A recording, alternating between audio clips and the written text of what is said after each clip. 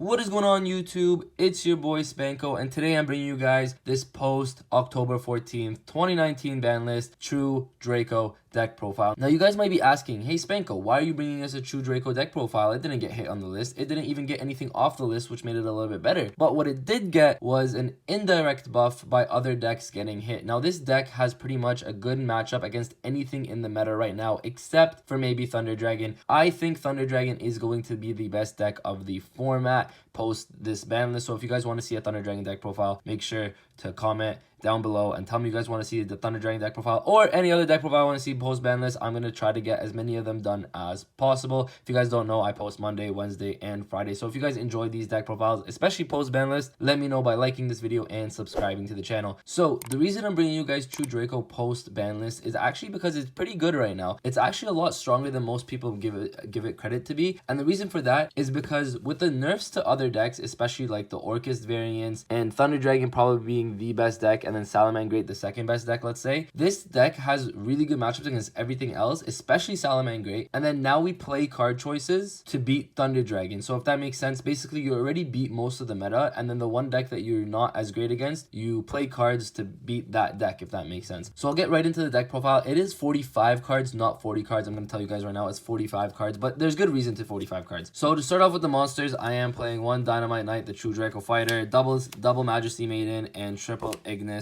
the True Draco Warrior. This is it for your True Draco monsters. I don't want to play more than 6. You play more than 6 and you start bricking on them too much. This is a perfect ratio in my opinion. I used to play 3 Majesty, but then when I played 3 Majesty, it was too many, like you would see too many monsters that did nothing for you essentially, with too many True Draco monsters. But I did actually decide to play a different monster now in the main deck, and that is Inspector Border, a card that I didn't used to play before, a card that I never used to play because I was like, you know what, 9 monsters in the main deck is too much with Card of Demise.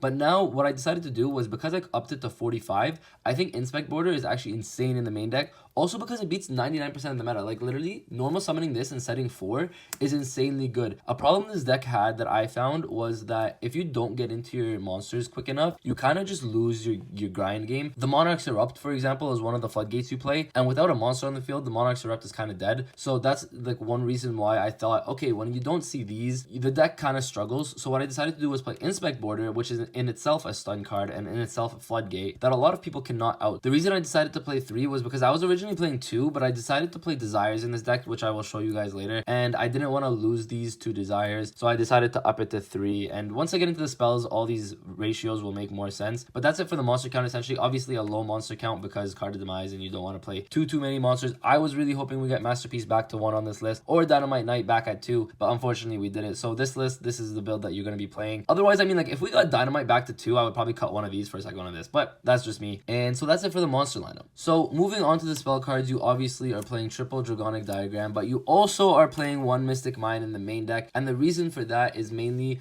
if you go second in this deck, it's another option for you to play, especially getting it off of Terraforming. If you open Terraforming in Diagram, instead of searching a second Diagram, what you can do is just search Mystic Mine and then try to stun your opponent out what they have on their board, and then from there you can continue playing, set your floodgates, and then you probably just win at that point. So that's why I decided to main deck 1 Mystic Mine. I think it's really good actually, this format as well, because going second against something like Thunder Dragon, for example, Thunder Dragon hurts this deck a lot if you guys don't know, because not being able to search under Colossus is insanely hard to play around in this deck. So Mystic Mine just gets you around that, and there are other cards that I play that get you around that, but Mystic Mine is just one of them. And I didn't want to play too many Mystic Mines in the main because I didn't want to see it too much, so I played the one of, just in case you see it or you see Terraforming, you can get to it with Diagram. It's really good in that sense. So that's it for the field spell kind of lineup. Then I am obviously playing triple True Draco Heritage as well as triple Disciples. I don't think you can argue these ratios. Like, you need to play 3 of each. The reason these cards are insanely good in the main deck as well is because they are inherently spell and trap removal, which is insanely good. It's the reason why you don't need to be playing stuff like Twin Twisters or Heavy Storm Dust or anything like that in the main deck, because playing this is just as good. Just being able to tribute it, going second.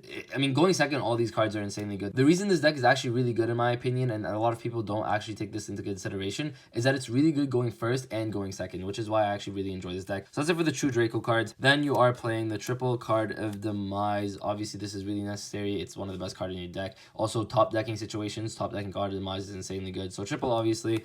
Double Pot of Duality. So the reason I play double instead of triple is because it is a hard once per turn, and I never wanted to see 2 in my opening hand. So Pot of Duality. I also didn't want a duality and like top deck another duality kind of thing, like duality into duality, which I didn't like. Obviously, you don't have to choose a duality, but I'm just saying you would rather see 3 other cards. So that's why I decided to play only double. And then same thing with Pot of Desires. I decided to play double Pot of Desires, not triple. Triple I think is too much. 2 is a good ratio or a good number in my opinion, especially for this deck, because you do play a lot of 3-ofs. So the thing is, Pot of Desires isn't the most risky card in the game or in this deck. I really don't like this card. I'm going to be honest with you guys. I really don't like Pot of Desires. I think it's a neg 9, and a lot of people will fight me on that. I don't think it's a great card, but in a deck like this, especially in a format where Thunder Dragon is probably going to be the best deck and Colossus is going to be a big boss monster that you cannot out, Desires is a card that you really need, because it's the only thing that is going to get you draw power outside of your true Draco spells. So this is really important in the main deck now. So this is it for the spell cards. I don't remember how many the count is, but you guys can see it here. Also, if you guys, I should mention, want to see the deck list, you guys can actually check out the Discord. The link will be in the description below, and on my Discord I post all my deck lists over there. So if you guys want to see that, you guys can check it out over on the Discord, so you guys don't have to ask me to write it out or see it on YouTube or whatever. Now you guys can just see it here, see my explanation, and from there on, if you guys want to build it yourselves, all the deck lists will be on the Discord, and they're usually up on the Discord within 5 minutes of the upload of this video. So usually it's there right away. If not, you guys just wait a couple of minutes, maybe like half an hour at most, and it'll be up there. But that's it for the spell cards, and I think these ratios are all really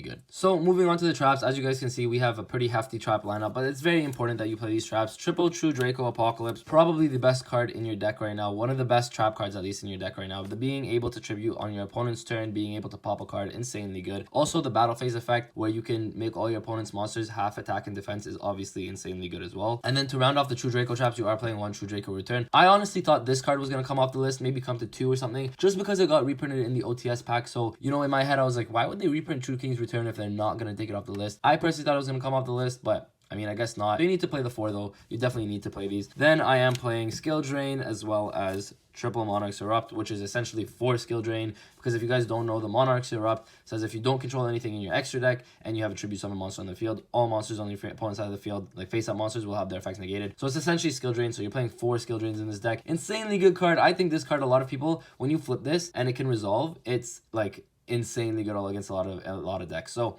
basically this card is your auto win button against a lot of things. It's literally helmet, like you literally put your helmet on when you flip Erupt. But Erupt is really good. Another helmet card, but very necessary, is triple There Can Only Be One. This card is insane. This is the reason why I say Salad is a free matchup in this deck, because a lot of the time if you flip There Can Only Be One on Salad and they don't have Foxy in the graveyard or any way to get Foxy in the graveyard, plus they don't have a monster in the field, that's probably the only way they can out it. And then other than that, like you're obviously like not going to be setting just one trap card. So if you set There Can Only Be One and like maybe like an Apocalypse or a Monarch's Erupt or something, then Foxy is going to be like even dead in that sense, right? So There Can Only Be One, insanely good card, definitely a 3 of in this deck. Double Crackdown, I actually think this is really important now. A lot of people strayed away from it when it first came out, but I think it's really good, and the reason for that is because you can actually take your opponent's Colossus and negate the effects, and that's really good because it's one of your outs to a card like Colossus where you can't otherwise out in terms of its effect. And then obviously being able to pop it with your trap cards isn't insane either, because they can just keep protecting Colossus and Titan all the time. So that's why I think Crackdown is really good, because just being able to take it from them, it takes a monster away from them, but it also takes away from their resources, because a lot of the time they don't mind if Colossus goes to the graveyard because they can just Thunder Dragon Fusion it back into the extra deck. So Crackdown is really good in that sense, where you can take the monster until you see a power play,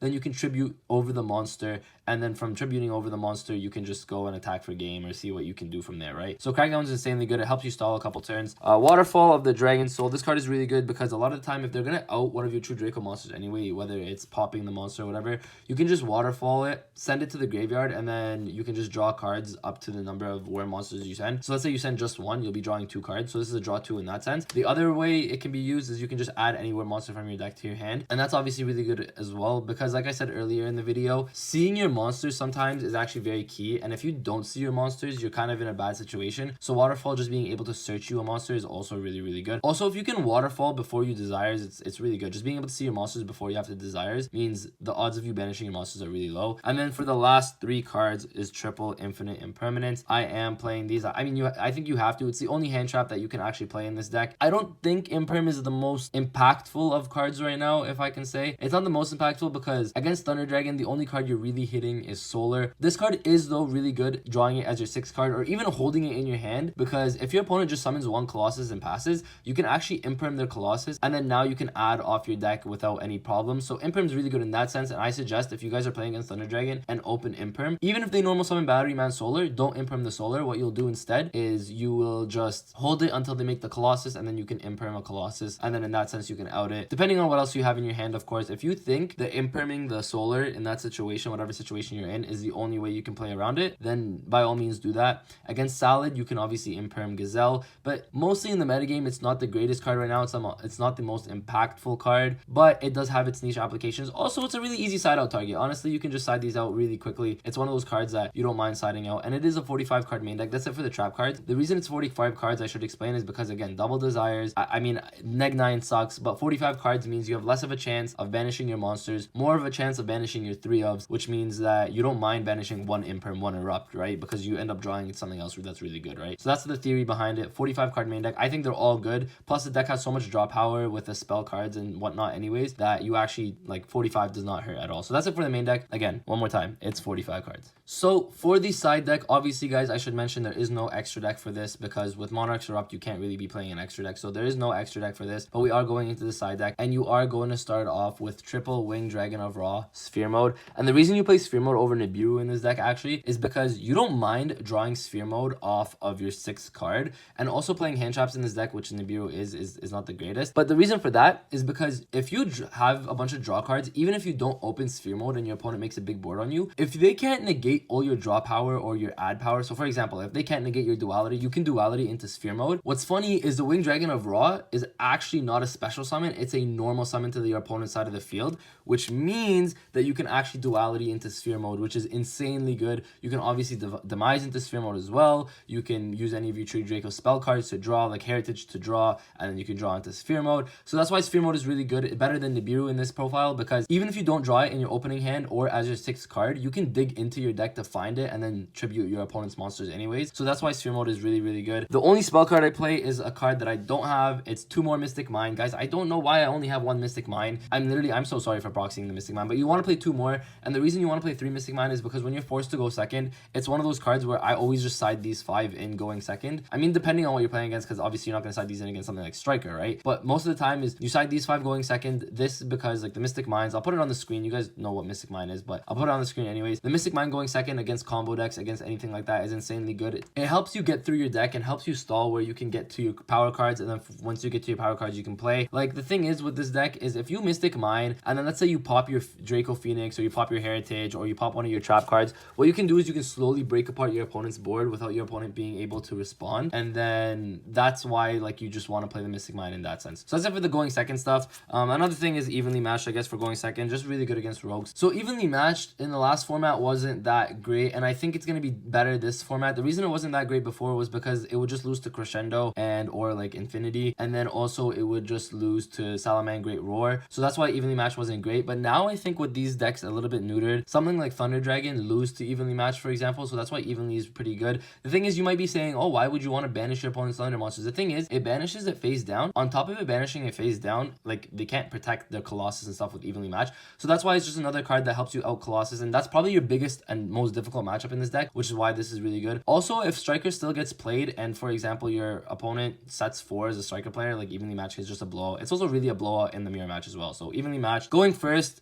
it's always triple Solemn Strike. Guys, I hate this. The fact that I have 2 MRD Ultras. I mean, one's German, one's English, but then one's secret. I need to get another MRD Ultra for sure. But yeah, 3 Judgment as well as 2 Dark Bribe. You literally lose to freaking Twin Twister Red Reboot so much. I hate losing to Twin Twister Reboot. So that's why you have to play these 5. Going first, you always side these in. You literally always side them in. And even if your opponent doesn't Twin Twister or Reboot you, the thing is, the reason you still want to play all 5 of these is because, I mean, like, Judgment's not a bad card, right? Dark Bribe is not a bad card in itself. So even if you side them in and your opponent doesn't have Twister or Red Reboot, they're actually still playable cards, right? That's why I really like them. They're very, very useful. The 2 last cards is 1 Unending Nightmare and 1 Soul Drain. I think Orcus is still going to be good. The thing is, Soul Drain is also really good against Thunder Dragon. So Soul Drain is one of those one-ofs that I think if you draw this and you can flip it on your opponent, resolve it, a lot of the time you can just win. Unending was actually going to be Metaltron. The reason I decided to play Unending Nightmare instead was because one, it's a continuous that can obviously be tributed for my monsters, but two, I think it's one of those cards where you don't have a lot of back row removal in this deck. Of course, outside of your spell cards, your true Draco spells, you don't have a lot of back row removal. So I just wanted to play something that's really good against a lot of decks. For example, like Salamangreat, if they activate Will, you can pay 1,000 to negate Will. If they activate their Sanctuary, you can pop the Sanctuary. So the thing is, some power cards like that can bring up your opponent back into the game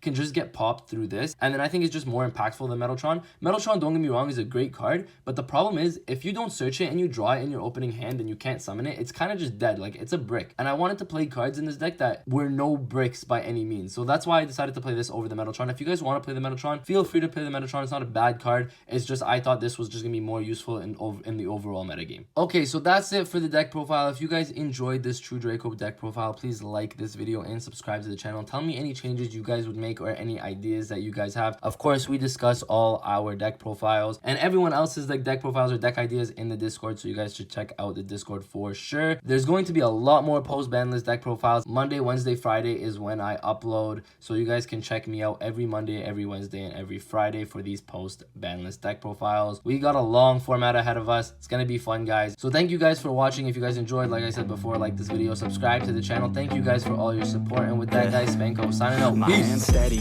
I feel ready, but my legs heavy, I don't get it. How come I haven't hit it already? Still working, I'm still learning, I'm still searching, finally earning something, finally turning something called a profit. If I hear you talking shit, don't get caught in it. I'll be popping off and hit your ass, dropping all your shit. Yeah, I promise this, I got promises, you ain't stopping this, cross my shit.